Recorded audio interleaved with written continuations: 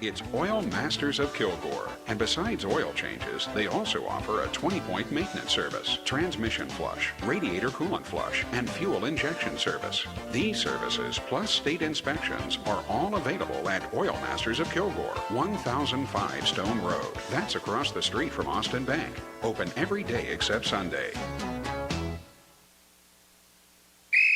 Portions of today's Kilgore College sports broadcast are underwritten by Patterson Chevrolet, Chrysler, and Dodge in Kilgore. Patterson provides new and pre-owned auto sales as well as service, parts, and financing. From general maintenance such as oil changes to major repairs, Patterson Chevrolet can service your vehicle. Located at 1611 Highway 259 North in Kilgore, they are open Monday through Saturday. Phone 903-981-9100. That's Patterson Chevrolet, Chrysler, Dodge, Highway 259 North in Kilgore.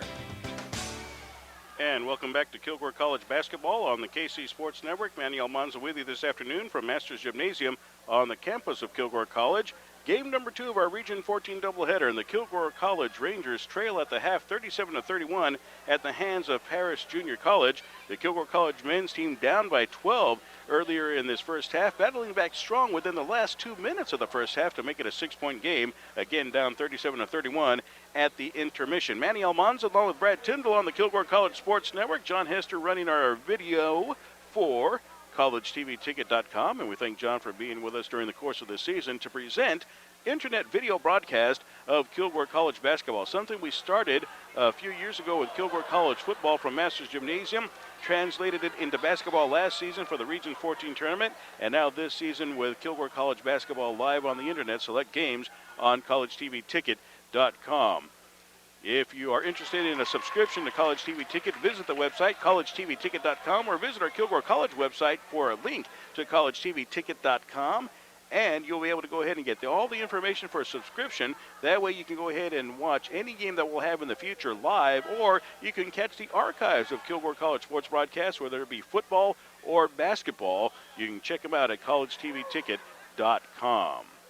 Brad Tyndall. It's been a good first half, at least the last couple of minutes for the Kilgore College men's basketball team. So what do the Rangers need to do in the second half to make it a little bit better toward the finish? Well, number one, got to come out with the energy to start the half. I can't afford for this lead to go back up to 12, go back 6 to 12 or something like that the first few minutes. So energy, number one, and just kind of get back into this offensive rhythm that they had trouble getting into. Finally got into it toward the end of the half, but they gotta get into that quicker.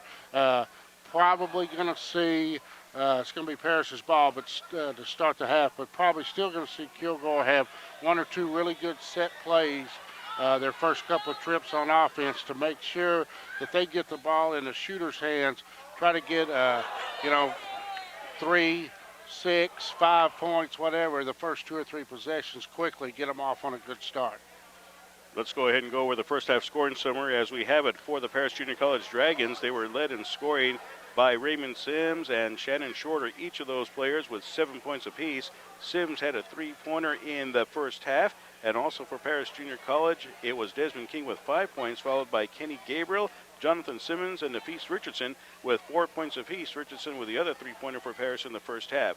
2 points by Eddie Thompson and by Caleb Dean, as well as DeMarcus Wilson to round out the scoring for Paris. So once again, Sims and Shorter leading the way with 7, 5 by King, 4 by Gabriel, Richardson, and Simmons, 2 by Thompson, Dean, and Wilson, and that rounds out a very balanced scoring lineup for Paris in the first half. For the Kilgore College Rangers, Dwayne Sodders carried the load. He had 11 points in the first half to lead the way for Kilgore College. And then next in line was Chris Johnson with 7, followed by Troy Cage with 6. With 2 points apiece, Paulo De Cruz, Jeremy Ferguson, Dane Smith, and 1 point for the Marshall Corbett.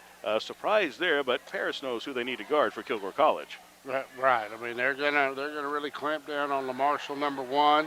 Watch Chris and Troy probably number 2 and 3. So it's no secret of who's gonna be the main scorers for the Rangers. They just got to find a way to get the ball in good positions where they can get some buckets and get their team going.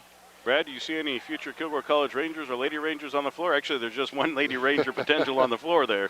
Tell you, we got this halftime entertainment here. 5 young men, probably about 4 or 5 years of age, and 1 young lady, and they're putting on a show. Well, for the Kilgore College Rangers, they'll need to definitely put on a show in the second half because it's so important for a team to have some momentum going into the Region 14 tournament. So the Lady Rangers get the win today. By the way, if you're just joining us, Kilgore College defeated Paris Junior College in women's action by a score of 60-51. And so Kilgore College will battle Jacksonville on Tuesday, the final game of the regular season, to determine the 3rd and 4th seeds in the Region 14 tournament. And for the Lady Rangers, we were talking earlier, it was important for them to be able to go ahead and get a win here at home and get some momentum coming out of the Trinity Valley loss, going into the Jacksonville game and into the tournament. Yeah, because I was afraid that Trinity Valley game really took a lot out of us, kind of took a lot of air out of our balloon, I'd say, because of the way we lost the game. So I was glad to see the girls come back and fight today, which they had to do. We didn't get off to a good start at all and spotted them about 6 or 8 points, I think. But from that point on, played really well. So momentum is key.